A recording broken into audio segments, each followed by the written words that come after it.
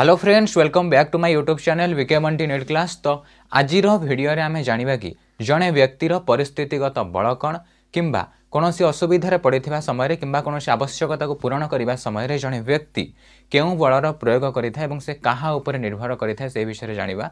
तो भिडियोटी को शेष पर्यंत देखंतु एवं निज जीवन में धारण करुवा बल विषय समीक्षा करंतु। तो प्रथमे आमे जानिबा फोर्स बा बल कौन।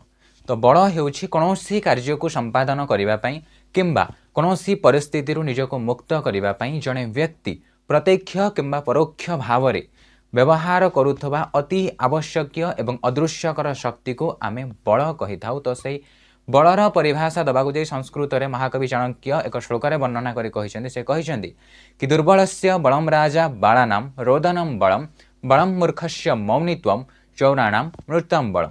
तो यही श्लोकर अर्थ कि दुर्बलस्य बलम राजा, दुर्बल लोकर बल हेउछंती राजा। कारण जड़े दुर्बल व्यक्ति ता जीवनर समस्त आवश्यकता को पूरण करने किंबा कौन परिस्थिति से निजको मुक्त करने से जड़े राजा सब निर्भरशील होता है। एवं बालानाम रोदनम बलम, गोटे बालकर बल है कांदिबा। कारण जड़े बालक को जो भोक लगी था कि शोष लगी था से कांदी थाए, पिंपुड़ी कामुड़िले कांदी थाए एवं ताको निद लगिले से कांदी थाए। तो कांदिबा हेउछि तार बल एवं ता कांद को देखी माँ बुझी जाई थाए कि मो संतान को कौन आवश्यकता अच्छी। तो सी तार आवश्यकता जनइबा कांदी थाए। बलम मूर्खस्य मौनित्वम, एवं मूर्ख लोकर बल है मौन रहिबा।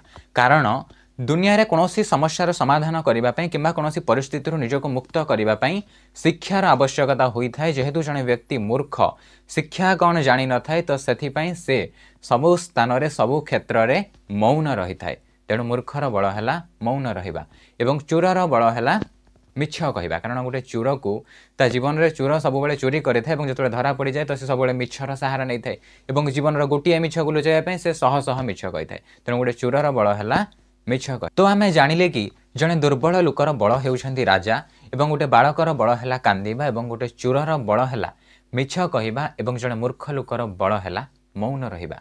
तो आमे मध्य आम जीवन में किछि ना किछि बलर प्रयोग करिथांती आम आवश्यकता को पूरण करने पाई।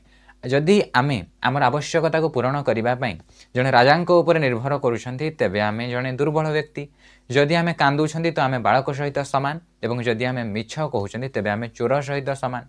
तो जदि आमे चुप रहउछंती तो आमे मूर्ख सहित सामान।